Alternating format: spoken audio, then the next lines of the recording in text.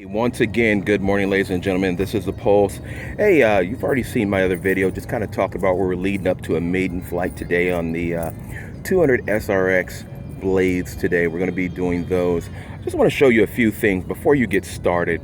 I'm not sure what you're using at this point, but the most important thing before you can even fly any type of helicopter or plane or foamy or whatever you're doing is have a good charger setup.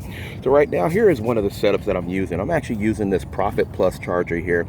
It actually works real well. As you can see, it charges up from 1 cell all the way up to 6 cells and things of that sort. It'll do the LiPo as well as the NiCad type of charging process. So it works with those as well.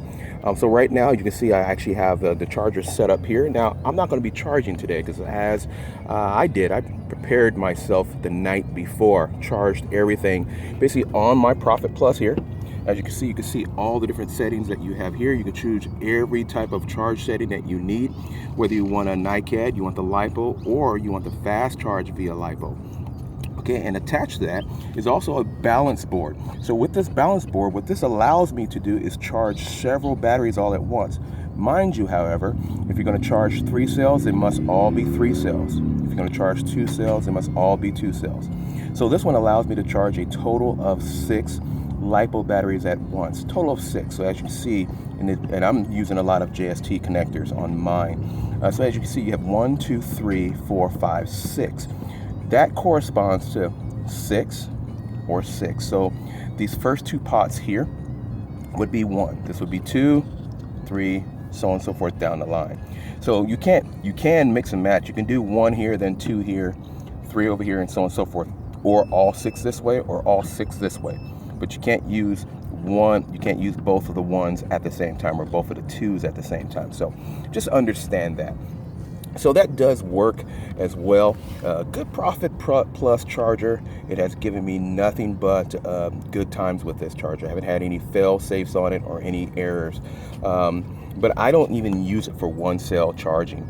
I leave that to my poor chargers, some of my other ones. But one of the other things, if you're doing something different, let's say you have different style of connectors or JST or the balance boards, is you would want to use a different type of balance. This is by Hi-Tech here.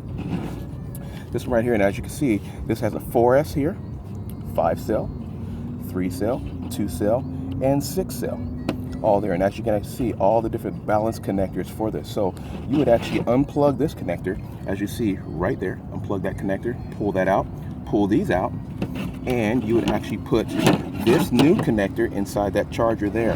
And then you would use these connectors here and on top of here. Okay, so that's the way I usually charge my stuff. Yeah, I'm not sure what you use, but just get you a good charger. Now, as far as setup goes, here's what I'm doing here. And as you can see, the cord runs down here. It is plugged into an external extension cord. It's got a surge protector down below, but I've also got just in case if I'm going to be charging some 1 cells, like my son has an Alias that actually runs off of a 1 cell with a JST. So I use a lot of these type chargers for that. So as you can see, it goes down to a surge protector, runs a long extension cord, and actually goes back to the car this way.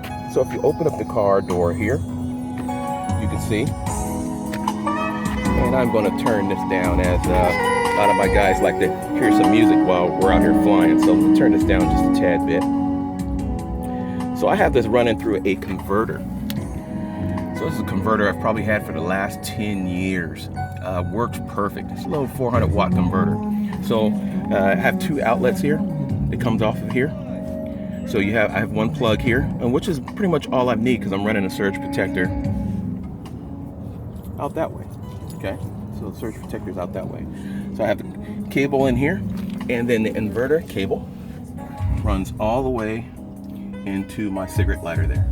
Yeah, and that's pretty much, I mean, if you really want a nice setup where you're actually not popping the hood and things of that sort, hey, try something like that. Get you a little inverter that has a couple of outlets on the back of it. Run an extension cord out of that to a surge protector where you can actually plug in multiple chargers. And I think that'll pretty much give you a lot of the things that you need. And usually it works very well. I haven't had any problems. I may restart my car maybe every hour and a half or something like that. But for the most part, it works very well. And my inverter actually has a timer slash voltage meter on it. And it'll let me know if the car drops below a certain voltage. And needless to say, all of a sudden it starts beeping and what have you.